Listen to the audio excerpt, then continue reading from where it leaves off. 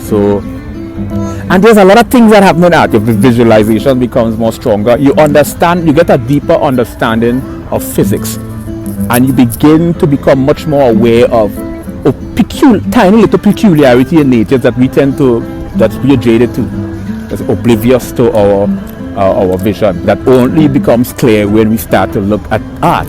We realize that the things that we very seldom see or take for granted are conducive or contingent on this three-dimensional depiction on a two-dimensional surface. So that's my introduction to why I am infatuated with art. And as you all can see, that my ability to create art has increased exponentially. You know, I do it effortlessly because it's fascinating. It's unraveling a lot of phenomena.